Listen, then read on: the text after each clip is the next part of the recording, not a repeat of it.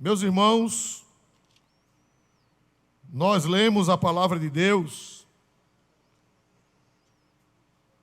na passagem intitulada Jesus anda sobre as águas. Um milagre que só dá para crente. Só dá para crente. Crer que alguém pode caminhar sobre as águas sem afundar. Só dá para crente. Quem não é crente, balança a cabeça e diz que não aceita. E eu respeito. Agora eu creio que foi desse jeito. Porque o Deus a quem nós servimos, Ele está além da lei da gravidade. Ele está além. Ele está acima. Ele transcende. Ele criou a lei e quem criou a lei pode fazer da lei o que bem quiser e entender. Meus amados irmãos, primeira coisa que eu aprendo aqui nesse texto é que Jesus queria dar umas férias para os seus discípulos, levando-os para o outro lado do mar da Galileia, porque no Evangelho de São Marcos, capítulo 6, explica o que estava acontecendo, que é um paralelo desse texto. São Marcos, capítulo 6, versículo 31, nos diz o que estava se passando naquele tempo. Por isso que tem 4 evangelhos, porque um complementa o outro. São Marcos 6, 31. E ele disse-lhes: vinde vós aqui à parte, a um lugar deserto, e repousai um pouco, porque havia muitos que iam e vinham, e não tinham tempo para comer. Que os discípulos estavam indo e vindo sem tempo para quê, meus irmãos? Para comer. Essa é a vida de um verdadeiro pastor. O verdadeiro pastor, ele não tem tempo para nada. É indo e vindo. A Bíblia diz, porque havia muitos que iam e vinham, e não tinham tempo para comer. Então Jesus pegou esse povo e levou para o outro lado do mar da Galileia. Levou para lá. Também Jesus estava triste. Ô irmão, Jesus se entristece? Entristece. A Bíblia diz que quando ele chegou na beira do túmulo de Lázaro, ele fez o quê? Quando ele viu Lázaro dentro do túmulo morto. Jesus o quê, irmão? Chorou. Jesus também se entristece. Jesus estava exausto com os seus discípulos e estava triste nessa ocasião, porque tinham assassinado João Batista. João era o que de Jesus? Quem sabe dizer? Por laços consanguíneos, por laços familiares, João Batista era o que de Jesus? Primo. Primo. E Jesus tinha sentimento humano. Era verdadeiro Deus, mas ao mesmo tempo verdadeiro homem. Como homem, quem é que não sente a morte de um primo? E além de primo, profeta. E além de profeta, precursor, foi João quem veio preparando o caminho para Jesus. Um homem cheio do Espírito Santo.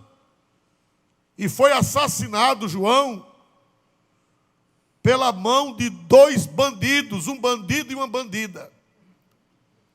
O bandido era Herodes, um bêbado, um cachaceiro. A Bíblia diz que Herodes ficou tão bêbado, ficou tão fora de si, que disse a Herodias, disse a Salomé, a filha de Herodias, disse que ela pedisse o que quisesse. Ela dançou e ele ficou meio louco com a dança, bêbado, e ele disse: pede o que queres que eu te dê, ainda que seja metade do reino. Metade do reino. Louvado seja Deus para sempre. E ela foi falar com a mãe, e a mãe era uma adúltera, Os irmãos sabem que ela era casada com Filipe, mas tinha deixado o marido para se amaziar com o cunhado, com Herodes. E agora a mãe disse: minha filha, não queira o reino, queira num prato o que, meus irmãos? Quer dizer que a cabeça do profeta valia mais do que um reino. A cabeça do profeta valia mais do que tudo. Louvado seja Deus. E ela, uma prostituta, uma adúltera, e Herodes, um bêbado, um irresponsável. Junta-se os dois, e a menina, uma assanhada, a menina, a Salomé, uma assanhada. Uma assanhada, um bêbado e uma prostituta. Se juntaram os três para arrancar a cabeça de quem, meus amados irmãos? João Batista. De João Batista. E Jesus ficou chocado. Isso está no capítulo 14 de São Mateus, no mesmo contexto. Glória a Deus, capítulo 14, versículo de número 10 até o 12. E mandou degolar João no cárcere, e a sua cabeça foi trazida num prato e dada à jovem, e ela a levou à sua mãe. E chegaram os seus discípulos, e levaram o corpo, e o sepultaram, e foram anunciá-lo a Jesus. Foram contar a Jesus. Jesus, juntou-se Herodias, juntou-se Salomé e juntou-se o Herodes, fizeram uma trama e mandaram arrancar a cabeça de João Batista. Jesus ficou calado, mas ficou arrasado. Por quê? Veja o versículo 13, vamos para a Bíblia, versículo 13.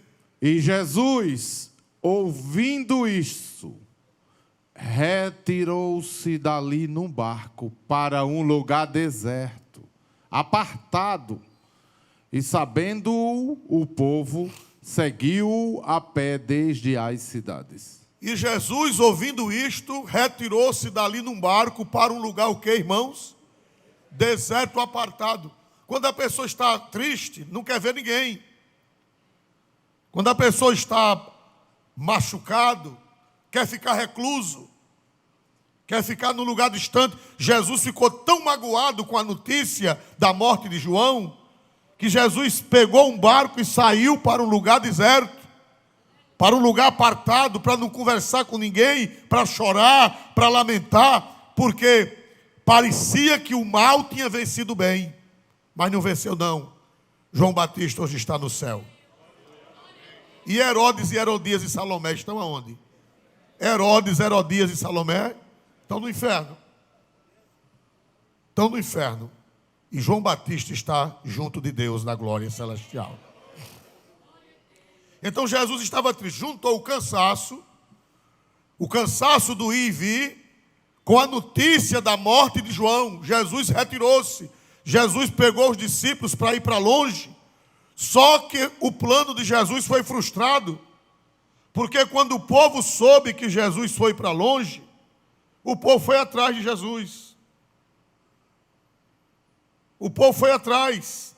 Versículo 14, São Mateus 14 e 14. E Jesus, saindo, viu uma grande multidão, e possuído de íntima compaixão para com ela, curou os seus enfermos. Irmão, Jesus não tinha sossego, nem lamentar o morto ele pôde.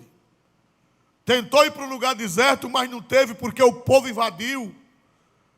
O povo com fome, o povo com doente, o povo com precisando ouvir uma palavra. E aí o projeto de Jesus foi por águas abaixo. Não deu para descansar, não deu para repousar, não deu para ele curtir o luto de João Batista, seu primo, não deu. E ali Jesus foi atender o povo. Mas o que foi que aconteceu, irmãos? Aconteceu que Jesus mandou os seus discípulos ir para o barco. Obrigou os discípulos a irem para o barco, para ficar sozinho com o povo. Por quê? Por que Jesus mandou os discípulos irem para o barco e ficou sozinho com o povo? Eu vou explicar. Porque o povo queria fazer Jesus rei. Mas por que eles queriam fazer Jesus rei? Porque Jesus havia multiplicado o que, meus amados irmãos? Pães. O povo gosta de pão. Tem gente que por um pedaço de carne vende a alma o diabo. É verdade ou não é, irmãos amados? Se prometer um pedaço de carne, um pedaço de pão, ele faz todo o negócio. Aleluia! Jesus multiplicou o pão e eles queriam fazer de Jesus rei. Quem diz isso é João. Olha que coisa linda. Uma coisa quem explica é Marcos, outra coisa quem explica é Mateus e outra coisa quem explica é João. São João 6, 15, 14 e 15. São João 6, 14 e 15. Vendo, pois, aqueles homens o milagre que Jesus tinha feito, diziam: este é verdadeiramente o profeta que devia vir ao mundo. Sabendo, pois, Jesus que haviam de vir arrebatá-lo para o fazerem rei, tornou a retirar-se ele só para o monte. Olha aí. Jesus, irmãos, queriam fazer dele rei. Por causa do pão, não era por causa de salvação, era por causa do pão. Por causa do milagre do pão, eles queriam fazer Jesus rei. Jesus tirou os discípulos desse imbé. Jesus, quando eles chegaram para fazer Jesus rei, por causa do milagre, Jesus já tinha colocado os discípulos no barco e já tinha obrigado-os a ir para o meio do mar. Vão embora. Por quê? Para que os discípulos não recebessem aquela influência do povão. Glória a Deus. Jesus mandou os discípulos na frente. Vão embora. Porque quando eles chegaram para fazer de Jesus rei, os discípulos já estavam no barco. Bendito seja o nome do Senhor para sempre. Aleluia. Aleluia. Para os discípulos não serem influenciados. Então Jesus ordenou que eles fossem para o barco. Leia o 22, por favor. E logo ordenou Jesus que os seus discípulos entrassem no barco e fossem adiante para outra banda, enquanto despedia a multidão. Jesus mandou os discípulos embora no barco e ficou acalmando o povo. Minha gente, vão embora, eu não quero que vocês me façam rei, não. Eu não quero ser rei de vocês por causa de pão. Eu não quero ser rei de vocês por causa de peixe. Eu quero ser rei de vocês por causa da salvação. Mas vocês não querem salvação. Vocês só querem pão. Vocês só querem peixe. E eu não vim somente para dar peixe e pão. Eu vim principalmente para salvar as vossas almas. Vão embora que eu não quero ser rei de vocês. Aleluia. Aleluia. Glória a Deus nas alturas dos céus. Então, irmãos, Jesus despediu o povo, mas primeiro Jesus tinha mandado os discípulos entrarem onde? No barco. E despediu a multidão e ficou sozinho. E Jesus foi para onde? Quem lembra para onde Jesus foi? Jesus subiu ao monte. Vamos ver o versículo de número 23, por gentileza. E despedida a multidão, subiu ao monte para orar à parte. E chegada já a tarde, estava ali só. Jesus despediu a multidão e subiu ao monte para orar à parte. Glória a Deus. Jesus, irmão, não tinha tempo de comer. Jesus não tinha tempo nem de chorar o seu morto, de chorar o seu parente, mas ele tinha tempo para orar. Vocês estão observando? Não tinha tempo de comer, não tinha tempo de descansar, não tinha tempo para nada, mas ele reservava tempo para a oração. Porque toda vitória, ela vem da oração, irmão. Eu fico tão triste quando eu chego na igreja e vejo os bancos, todo mundo sentado. Me dá uma dor na alma, é porque eu não posso botar o povo para orar, poço. Mas hoje mesmo eu tive que sair para atender um pessoal que chegou ali na porta. E a igreja toda sentada. Não tinha um cristão de joelho. Todo mundo sentado e sentado de olho aberto. Nós estamos diferentes de Jesus. Como é que nós queremos vitória se nós não oramos? Não, irmão, eu oro em casa. Mentira cabeluda. Se você não ora na igreja, quanto mais em casa, meu irmão. Ora não, é conversa fiada. Nós estamos numa crise de oração. Você veja que Jesus não tinha tempo de comer, não teve tempo nem de tirar o luto, de chorar pelo João Batista, seu primo, não teve tempo para nada, mas ele despediu o povo, despediu os discípulos, botou os discípulos no barco, botou o povo para ir embora e foi para o monte fazer oração. Como é que você vê um tempo desse e você não ora? Eu nunca, irmão, as trevas estão cobrindo a terra. Não sei se vocês estão sentindo um mal-estar, uma treva, um peso na atmosfera. Não sei se vocês estão sentindo isso. Mas eu estava comentando com o pastor Herman hoje. Como que um peso, como que negras nuvens de demônios estão sobrevoando. Aleluia!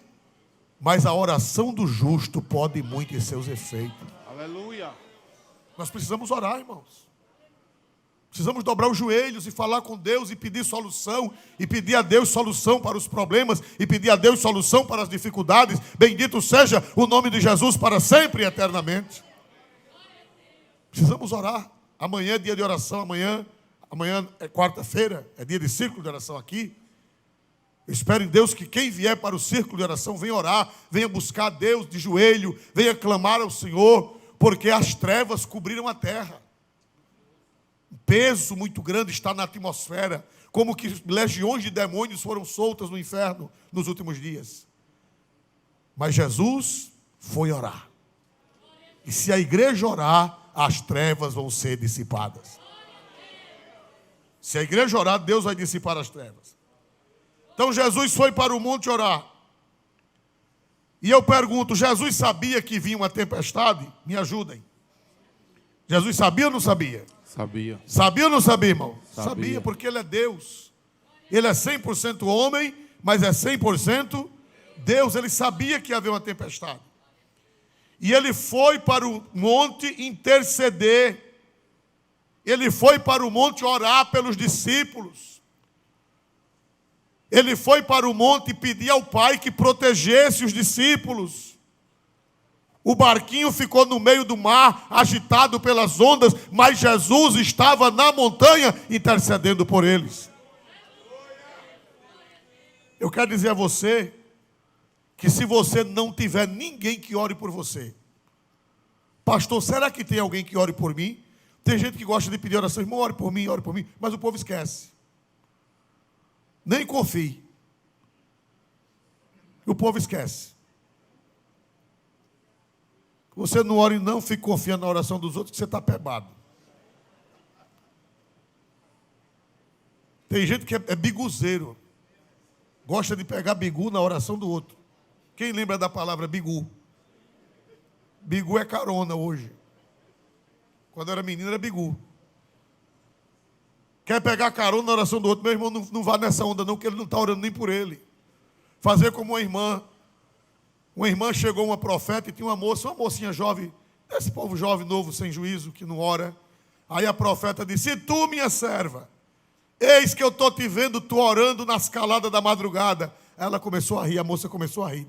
Se eu não oro nem nas caladas do dia, quanto mais nas caladas da madrugada.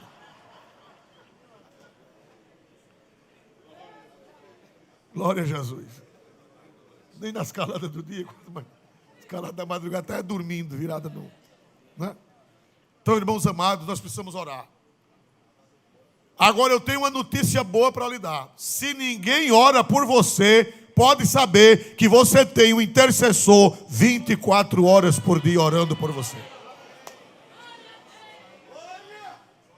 24 horas orando por você, intercedendo por você. Você sabe por que você está de pé? Não é por causa da oração da irmã fulana, não.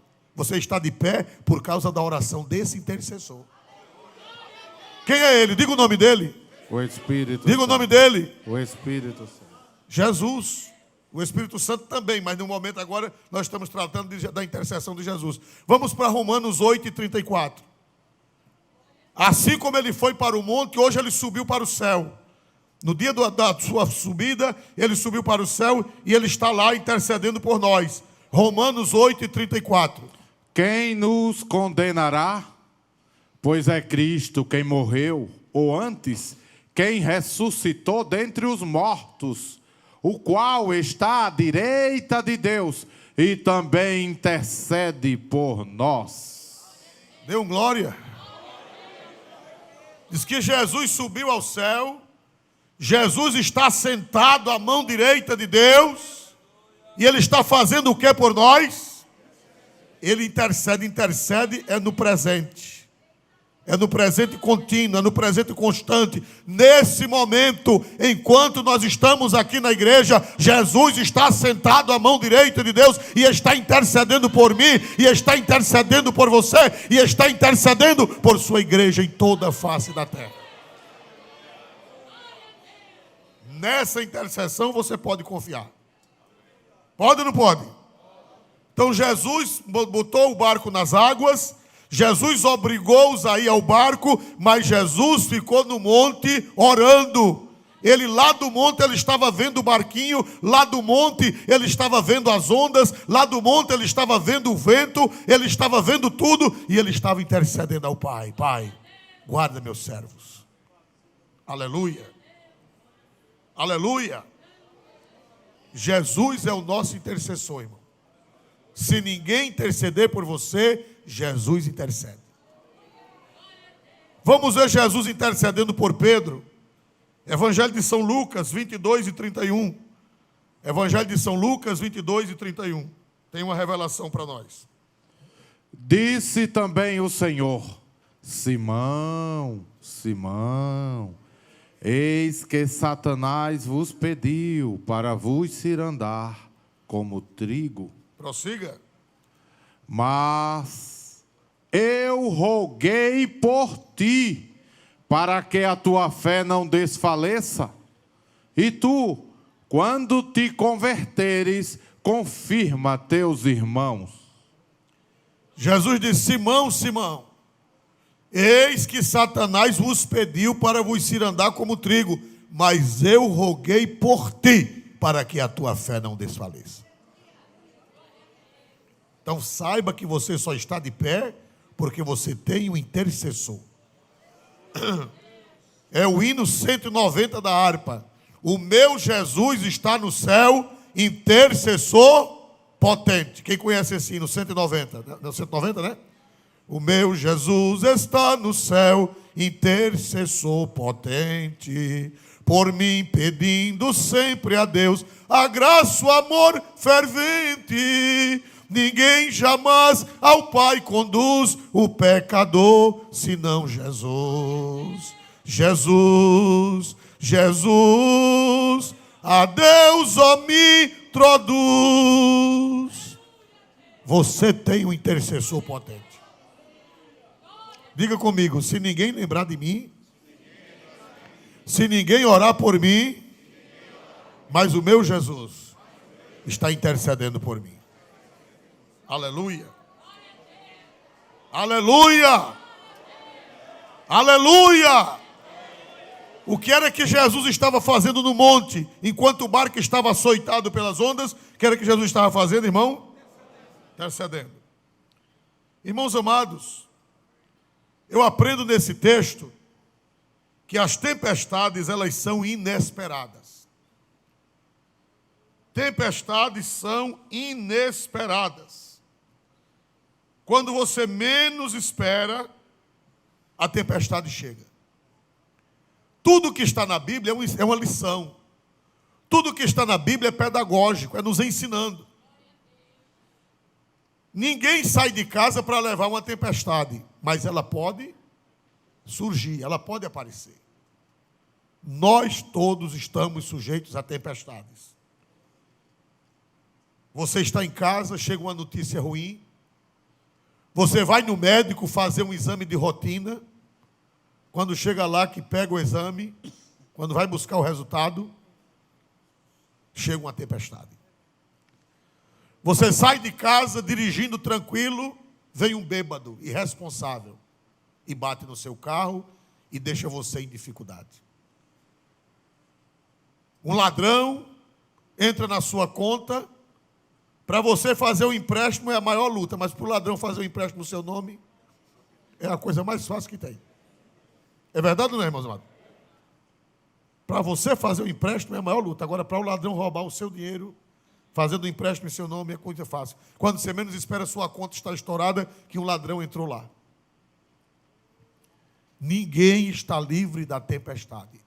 Um filho que entra por um caminho errado, uma filha que é uma filha mimada, um filho mimado, um filho amado, uma filha amada, criado na doutrina, de repente você tem notícia que a sua filha, o seu filho entrou por um caminho errado. O que é isso? É uma tempestade. Ninguém está livre da tempestade. Ninguém. Elas chegam sem previsão, elas chegam sem mandar anunciar. Diz que lá no Mar da Galileia, as tempestades elas são de improviso. Diz que existe um motivo, eu pesquisei faz muito tempo, eu não pesquisei agora, mas existe um problema climático. Lá o Mar da Galileia fica entre monte de um lado, monte do outro, e o mar no meio, as colinas de Golã de um lado, e as outras colinas do outro, e diz que ali há uma probabilidade de vir uma tempestade inesperada. Do frio que desce. Porque desce frio das colinas do Hermon, né? Desce frio, lá é quente e com o frio dá um choque nas águas e de repente o vento sopra e o desmantelo é grande. Então ninguém está livre de tempestade. E nós crentes não somos imunes à tempestade. A teologia da prosperidade ela engana o povo. Ela diz: venha para cá que você vai ficar livre da tempestade. Venha para cá. Tem até uma igreja lá fora do Brasil que o nome dela é Pare de Sofrer. Você sabia disso? Em espanhol, né? Pare de sofrer. Diz que quem chegar lá não tem mais tempestade. Quem chegar lá, ué, é só vitória, né?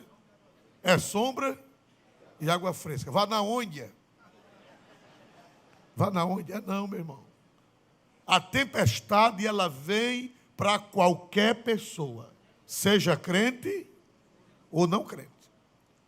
Tanto sofre tempestade o obediente, como sofre tempestade o desobediente. Quem dá um exemplo na Bíblia de uma tempestade feita por um desobediente para um desobediente? Quem, num caso bem conhecido? Jonas. Jonas estava sendo corrigido. Jonas estava sendo corrigido por Deus. Veio uma tempestade. Mas os discípulos não estavam sendo corrigidos. Os discípulos estavam em obediência. Quem foi que mandou eles entrarem no barco? Quem foi que mandou? Como é que Jesus manda você fazer uma coisa e Jesus deixa você sofrer? É mistério. Mesmo quem está em obediência, mesmo quem está na vontade de Deus, pode sofrer uma tempestade. Pode ou não pode, igreja? Pode ou não pode, igreja? Pode. Jonas sofre tempestade e Paulo sofre tempestade. Você está lembrado que Paulo sofreu uma tempestade na ilha de Malta? Ele estava em desobediência ou ele estava em obediência? Em obediência. Jonas em desobediência e Paulo em obediência. E os discípulos aqui, eles estavam em obediência a Jesus. Eles estavam em obediência ao Senhor. Glória a Deus. E eles ficaram, irmãos, no meio do mar, desde de tarde. Quando Jesus mandou eles descerem para o mar, que eles chegaram no meio do mar, começou a tempestade. De 5:30 da tarde, de 6 horas até as 3 horas da manhã. O barco nem ia para frente, nem ia para trás. Nem ia para frente, nem ia para trás. Louvado seja Deus para sempre. Vamos ver isso. O barquinho chegou no meio do mar logo cedo. Versículo 23, versículo 24. E o barco estava já no meio do mar, açoitado pelas ondas, porque o vento era contrário. Leia o 22 e o 23 para entendermos melhor. E logo ordenou Jesus que os seus discípulos entrassem no barco e fossem adiante para outra banda, enquanto despedia a multidão. E despedida a multidão, subiu ao monte para orar à parte. E chegada já a tarde, estava ali só. E o barco estava já no meio do mar. De tarde, o barco estava de tarde no meio do mar. Foi rápido. De tarde, o barco já estava no meio do mar, de tarde. Só que quando chegou no meio do mar, deu o que, irmão? Uma grande o que, irmãos? Tempestade. De tarde, de tardezinha, 6 horas. O barco já estava lá no meio do mar. E esse barco ficou no meio do mar, nem para frente, nem para trás, até as 3 da manhã. Deu para entender o mistério? Nem foi para frente, nem para trás, enganchou. Eu acho que quando o vento dava, o barco ficava como?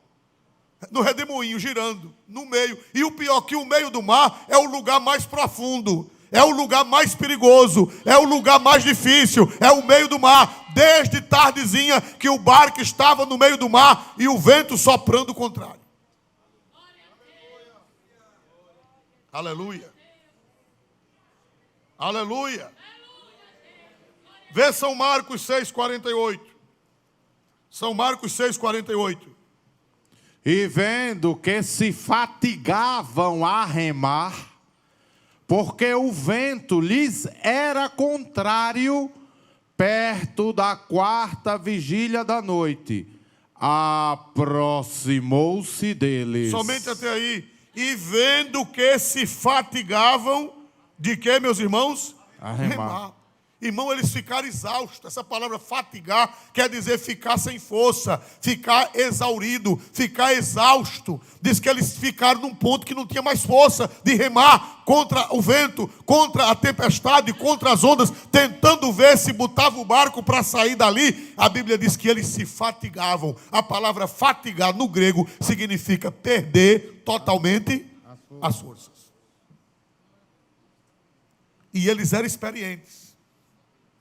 Eles eram experientes, eles nasceram e se criaram ali, eles viviam no mar da Galileia, eles eram pescadores, eles tinham experiência, mas irmão, tem hora que toda a nossa experiência vai de águas abaixo. Deus permite que a gente fique sem recurso, Deus permite que a gente fique sem força, Deus permite que a gente fique na estaca zero. Glória a Deus. Eles se fatigavam, eles exauriram todas as forças, eles não tinham mais condições para nada. Irmão, quem sabe nesta noite tem alguém aqui que não tem mais força, que não tem mais esperança, que já fez tudo o que tinha de fazer. Eles fatigavam de remar, eles estavam exauridos de remar, eles estavam exaustos de remar, não tinha mais força, não tinha mais ânimo, de 6 horas da noite até as 3 da manhã. Quem aguenta? Quem aguenta um negócio desse? Nessa noite, quem sabe tem alguém que está aqui na igreja, quem sabe tem alguém que está em casa, que já remou tanto, que não tem mais forças, que está exaurido. Mas Deus trouxe uma palavra para você nessa noite.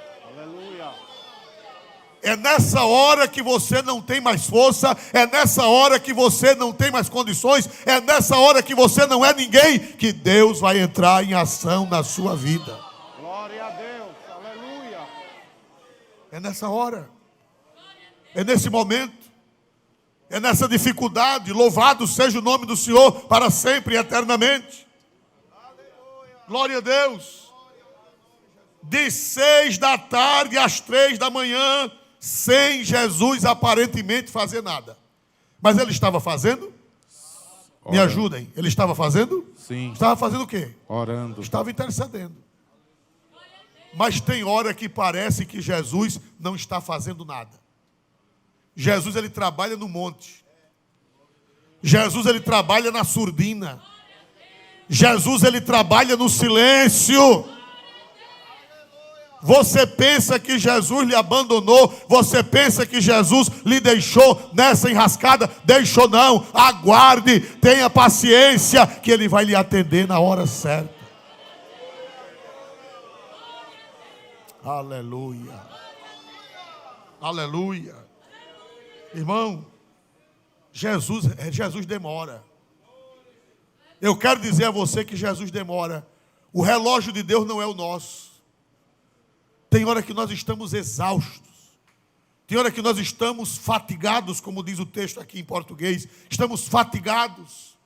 Estamos sem força, desesperados. O ânimo acabou, a força acabou, o recurso acabou. Meu Deus, e agora o que é que vai ser de mim? E parece que Jesus não está ligando, parece que Jesus não está se importando. Tem um hino no Cantor Cristão, que é um hinário muito bonito, que está em desuso, é o hinário dos irmãos batistas, mas hoje, infelizmente, ele quase não usa mais. Importará ao Senhor Jesus. Quem conhece esse hino? Importará ao Senhor Jesus que eu viva com dissabor, por andar sem luz, a que vem da cruz, sentirá, pois, meu Salvador. Oh, sim, eu sei, Jesus bem vê o que eu estou a sofrer.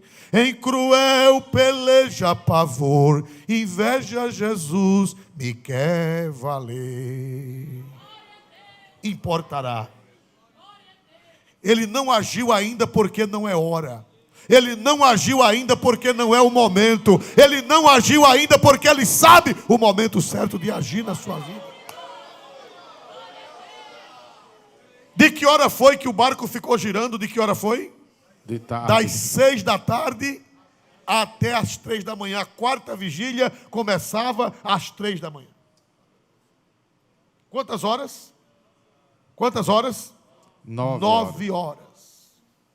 9 horas sem recursos, 9 horas sem forças, 9 horas sem condições, 9 horas morrendo, 9 horas vendo o abismo, 9 horas vendo a desgraça acontecer a qualquer momento. E o pior, irmão, que nessas horas os inimigos zombam. Vamos ver o Salmo 42, versículo 3. Salmo 42, versículo 3. As minhas lágrimas servem-me de mantimento de dia e de noite, porquanto me dizem constantemente: onde está o teu Deus? É isso que você vai ouvir nessa hora. Jesus demorando e os seus inimigos dizendo o quê? Enquanto você chora, enquanto as suas lágrimas servem de mantimento, por favor, põe em tela, por gentileza. Enquanto você está chorando, angustiado, os inimigos estão dizendo o quê? Onde está o quê, meus amados irmãos? Onde está o teu Deus? Onde está o teu Deus? Ultimamente eu vi na internet muita gente dizendo isso. Não sei se vocês viram na internet. Cadê o Deus dos crentes? É verdade ou não é, irmãos? É verdade ou não é? Cadê o Deus? Onde está o teu Deus? Você chorando, você remando, você se acabando, você exaurido, você sem força e ainda ter que aguentar a zombaria dos ímpios. E às vezes até de crente. Às vezes até de crente. Onde está o teu Deus? Cadê o teu Deus? Cadê o teu Jesus que fez o milagre? Cadê o teu Jesus que multiplicou os pães? Cadê o teu Jesus que curou os leprosos? Cadê o teu Jesus que tu prega? Cadê o teu Jesus que faz maravilha? Satanás, cala a tua boca. O meu Jesus, ele vai agir na hora certa. O meu Jesus, ele vai agir no momento certo. O meu Jesus sabe da hora.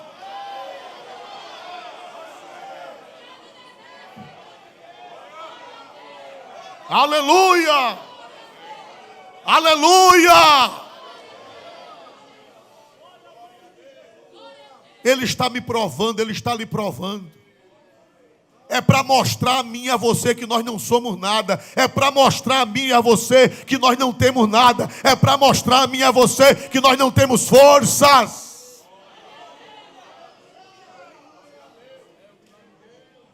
Porque se toda vez que a gente remar, a gente se sair sozinho, a gente vai ficar o quê? Se toda vez que aparecer uma tempestade, a gente conseguir sair sozinho, a gente vai ficar o quê, meus amados irmãos? Vai ficar vaidoso. Vai ficar ancho, né? Ah, comigo é assim. Eu sei sair, eu tenho jogo de cintura. Tem nada, você não tem nem cintura com essa cintura de ovo. Glória a Deus. Você não tem nem cintura, quanto mais jogo. Aleluia, né? Você está olhando para mim, né? Tem um pastor atrevido que está olhando para a minha barriga. Depois do culto administrativo, a disciplina, glória a Deus.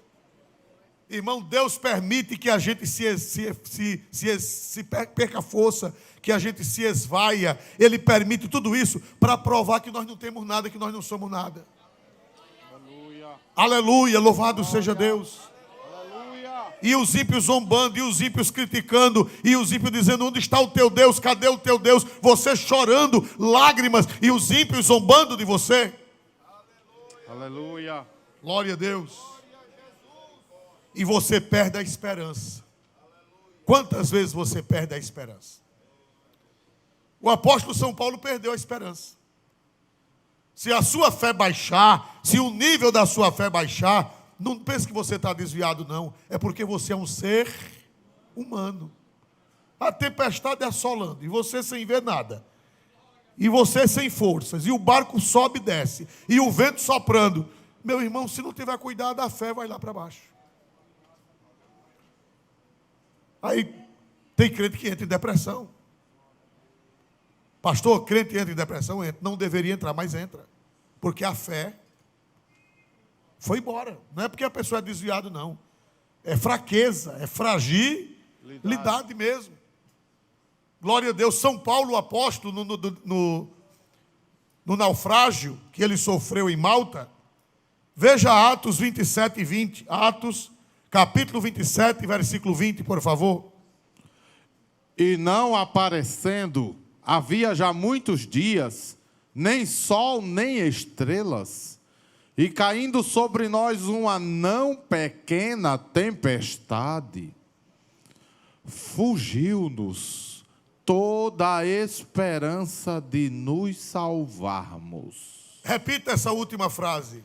Fugiu-nos toda a esperança de nos salvarmos. Fugiu a esperança. Fugiu. Você vê tanto vento, você vê tanta tempestade, você vê tanta demora, você vê tanta treva, tanta escuridão, que a Bíblia diz: fugiu-nos a esperança.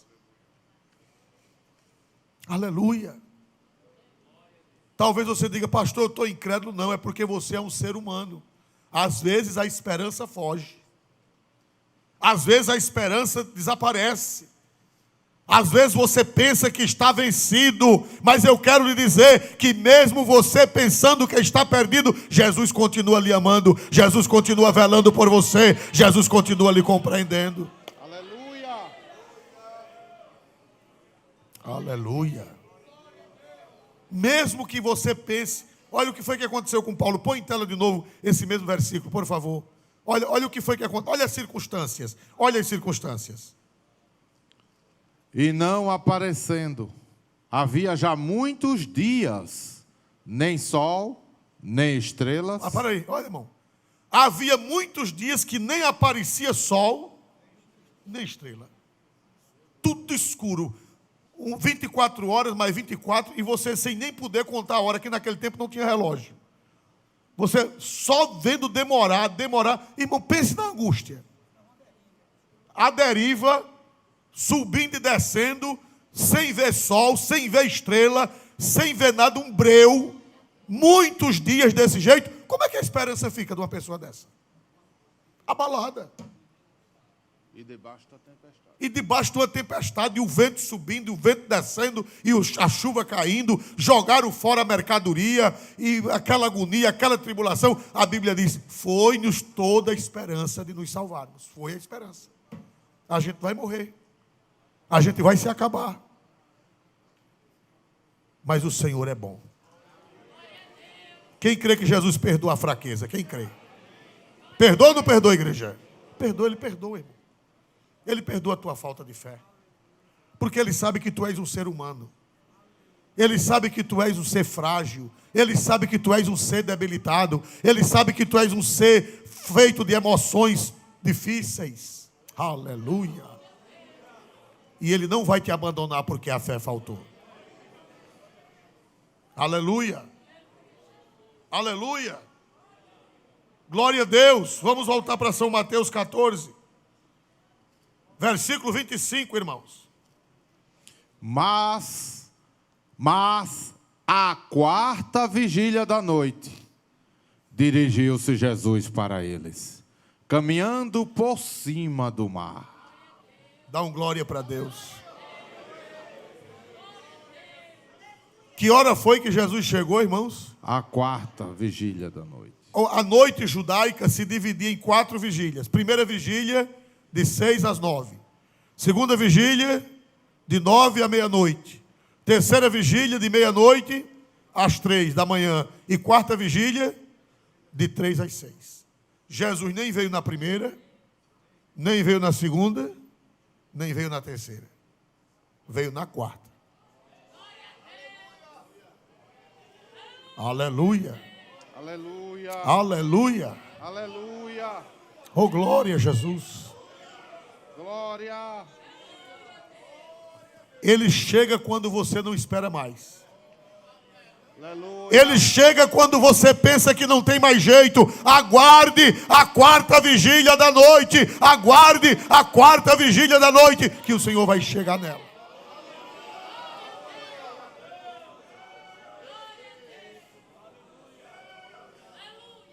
O Senhor demora, mas Ele não falha. O Senhor demora, mas Ele não falha. O Senhor demora, mas Ele não falha. O Senhor demora, mas Ele não falha. Quem ainda está disposto a esperar um pouquinho mais, a esperar a quarta vigília, dê um glória para Jesus. Quem quer esperar a quarta vigília da noite, Ele vai chegar. Grande é o Senhor Deus. Grande é o Senhor. Grande é o Senhor Deus, Ele vai chegar. Quando todas as esperanças se vai, Ele chega. Ele chegou à quarta vigília da noite. E Ele veio caminhando. Ele veio marchando por cima das águas empoladas, porque isso quer dizer que Ele domina, Ele pisa, Ele subjuga todo o problema, Ele pisa por cima, Ele domina o problema, Ele vai pisar por cima do problema. Qual era o problema? O problema era o mar, pois Ele pisou em cima das águas do mar. Aleluia. Aleluia. Não há problema para Jesus. Ele vai pisar por cima do problema. O que é problema para você não é problema para Jesus. Qual era o problema para os discípulos? O problema para os discípulos eram as águas do mar, pois Jesus vem pisando sobre elas, pisando sobre elas, pisando sobre elas. Glória. Aleluia. Aleluia. Agora interessante é que Jesus acalmou primeiro a tempestade do coração deles. Havia 2 tempestades ali. Havia uma tempestade externa, que era nas águas, e havia uma tempestade interna, dentro deles. Jesus acalmou primeiro a tempestade de dentro. Vamos ver aí no versículo de número 27. Jesus, porém, lhes falou logo, dizendo: tende bom ânimo, sou eu, não temais. Só que no grego não é tende bom ânimo. No grego não é. Não é. Pastor, a Bíblia está errada? Não. É que a tradução não foi feliz. A Bíblia não tem erro. Se você pegar a Bíblia Vulgata latina, diz assim, habet fiducia, que no grego quer dizer tenham confiança. Habet fiducia, ego sum, nolite timere. Tenham confiança, sou eu. Só que também no grego não é sou eu, no grego é eu sou. Quem dá glória para Jesus? Na nossa Bíblia diz sou eu, mas no grego não é sou eu, é inverso, eu sou. Quem é o eu sou? Quem é o eu sou? É o Deus Todo-Poderoso que apareceu a Moisés. Glória, glória. Eu sou, é aquele que apareceu a Moisés. Eu sou aquele que era, aquele que é, aquele que há de vir, aquele que existe por si mesmo, aquele que não depende de ninguém. Eu sou, como diz em latim, ego sum, eu sou o Deus Todo-Poderoso que vim para valer vocês. Aleluia, aleluia. Aguarda, igreja, que Jesus já está vindo por cima dessas águas turbulentas. Jesus está vindo para socorrer o seu povo, para socorrer o teu problema. Confia no Senhor que Ele vem para socorrer o teu problema. Amém?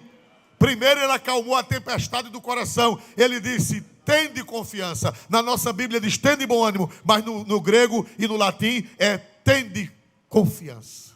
Não é tende bom ânimo, é tende. Agora, quem tem confiança, levanta o ânimo. É uma consequência. Está traduzida a consequência e não a causa. Na nossa Bíblia em português. Mas no grego e no latim é tenham confiança. Tenham confiança. Levante a confiança. Mesmo que o mar esteja agitado. Mesmo que o mar esteja nessa situação. Levante a confiança. Sou eu. Sou eu que estou chegando. Sou eu que estou pisando por cima das águas. Oh, glória seja dada ao nome de Jesus. Depois eu vou querer que cante quando todos os seus medos. Aleluia! Aleluia! Depois que Ele acalmou a tempestade de dentro dos corações, Ele acalmou a tempestade de fora. Versículo, vamos pular a passagem de Pedro, andando sobre as águas. Glória a Deus, versículo de número 32. E quando subiram para o barco, acalmou o vento. Primeiro Ele acalmou a tempestade de dentro dos corações. Depois Ele acalmou a tempestade de fora. A tempestade externa. Pior do que a tempestade de fora é a tempestade de dentro.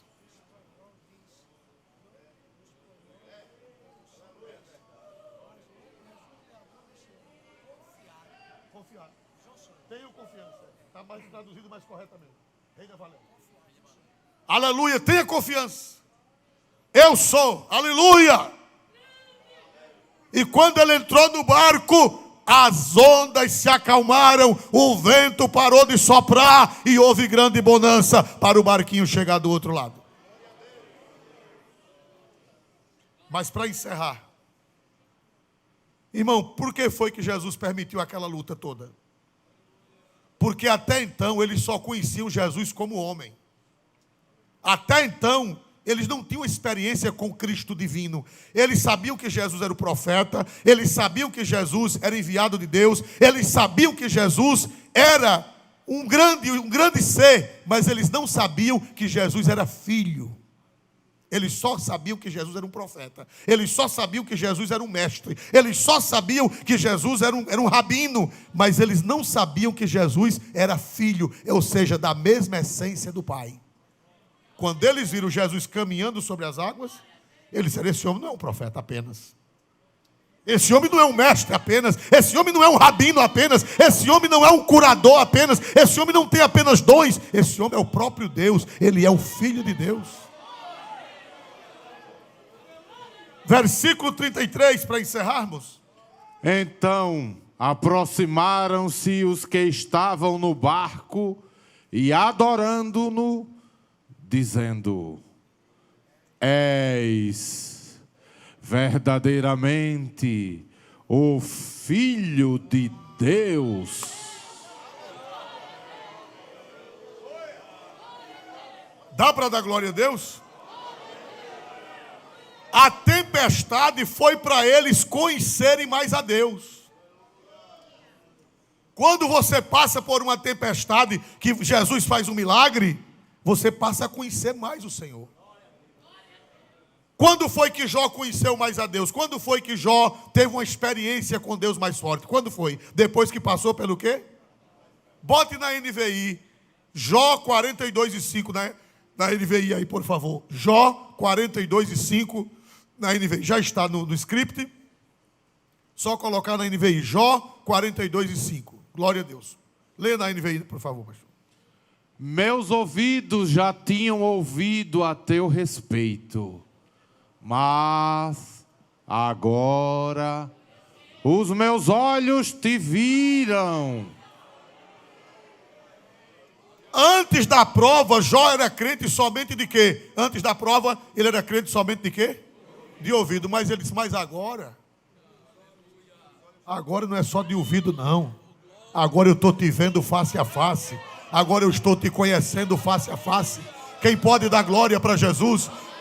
Depois dessa prova você vai conhecer mais a Deus. Depois dessa prova você vai descobrir coisa de Deus que você não sabia.